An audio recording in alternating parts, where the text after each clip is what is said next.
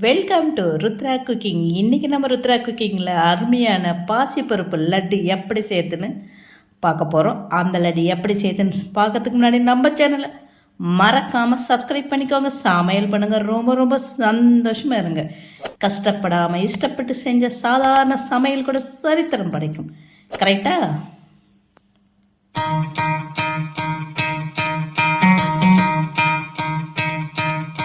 இந்த பாசிப்பருப்பு லட்டு செய்கிறதுக்கு 250 கிராம் பாசிப்பருப்பு எடுத்திருக்கேன். இதை நல்லா பொன்னிறமாக வறுத்துக்கலாம்.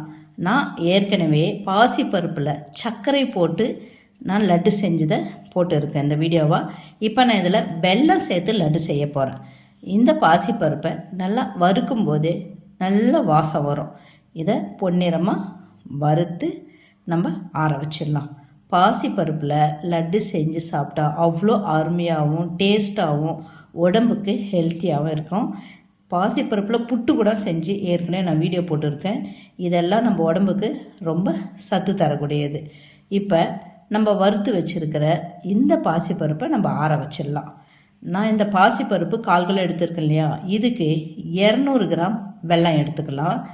இப்போ நம்ம வறுத்து ஆற வச்ச இந்த பாசிப்பருப்பை ஒரு மிக்ஸி ஜாரில் சேர்த்துக்கலாம். சேர்த்து எந்த அளவு நைஸாக அரைக்க முடியுமோ அரைச்சிக்கோங்க. கம்மியாக போட்டதால் நான் ஒரே ஒரு முறை தான் போட்டுக்கிறேன். அதிகமாக எடுத்திங்கன்னா நீங்கள் 2 பேச்சா 3 பேச்சா எப்படி வேணாலும் அரைச்சி எடுத்துக்கலாம். இதை நம்ம நைஸாக அரைச்சி எடுத்துக்கிட்டு இந்த அளவுக்கு நைஸாக இருக்கணும். இல்லைன்னா உருண்டை பிடிக்கும்போது நல்லா வராது, நம்ம சாப்பிடும்போதும் டேஸ்ட் இருக்காது.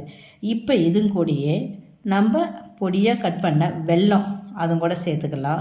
சேர்த்து இதையும் நல்லா நைஸாக ரெண்டுத்தையும் நல்லா நைஸாக இன்னொரு வாட்டி அரைச்சி எடுத்துக்கலாம். இப்போ பாசிப்பருப்பு அரைச்சிட்டோம், அதுக்கப்புறம் வெல்லம் சேர்த்து இதையும் நல்லா நைஸாக அரைச்சி நம்ம ஒரு ஓரமாக எடுத்து வச்சுட்டு முந்திரி பருப்பை எந்த அளவுக்கு பொடியாக கட் பண்ண முடியுமோ அந்த அளவுக்கு பொடியாக நம்ம கட் பண்ணி வச்சுக்கலாம்.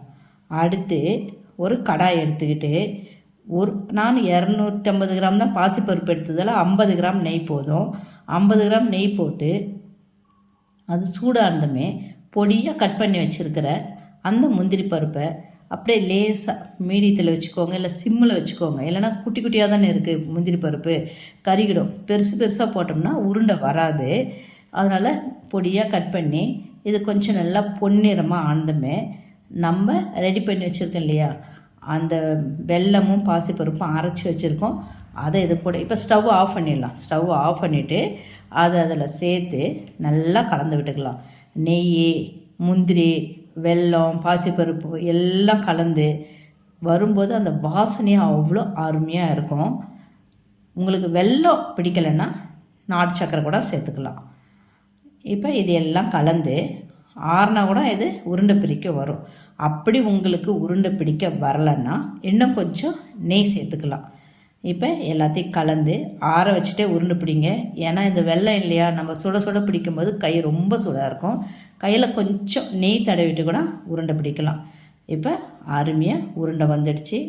பாசிப்பருப்பு உருண்டை நம்மளுக்கு ரெடி ஆகிடுச்சு. இது அவ்வளோ ஹெல்த்தி. குழந்தைங்களுக்கு ஈவினிங் ஸ்நாக்ஸாவோ இல்லை ஸ்கூலுக்கு லஞ்ச் பாக்ஸில் கூட ஸ்நாக்ஸை கொடுத்து அனுப்பலாம். லஞ்சுக்கு கொடுத்து அனுப்ப சொல்ல ஸ்நாக்ஸை கொடுத்து அனுப்பலாம். ரொம்ப ரொம்ப நல்லது, ஹெல்த்தி, ஸ்ட்ரென்த்து. இப்போ இது கூட இது மேலே அப்படியே நட்ஸு வச்சிங்கன்னா இன்னும் அதை பார்க்கறதுக்கே அழகாக இருக்கும். பசங்களும் விரும்பி சாப்பிடுவாங்க. நீங்களும் ஒரு வாட்டி இது ட்ரை பண்ணி பார்த்துட்டு மறக்காமல் நம்ம சேனலை சப்ஸ்கிரைப் பண்ணிக்கோங்க. சமையல் பண்ணுங்கள். ரொம்ப ரொம்ப சந்தோஷமாக இருங்க. இந்த வீடியோ உங்களுக்கு பிடிச்சிருந்தா உங்கள் ஃபேமிலி அண்ட் ஃப்ரெண்ட்ஸுக்கு ஷேர் பண்ணுங்கள். கஷ்டப்படாமல் இஷ்டப்பட்டு சமைச்ச சாதாரண சமையல் கூட சரித்திரம் படைக்கும். கரெக்டாக? நன்றி, வணக்கம், வாழ்க வளமுடன்.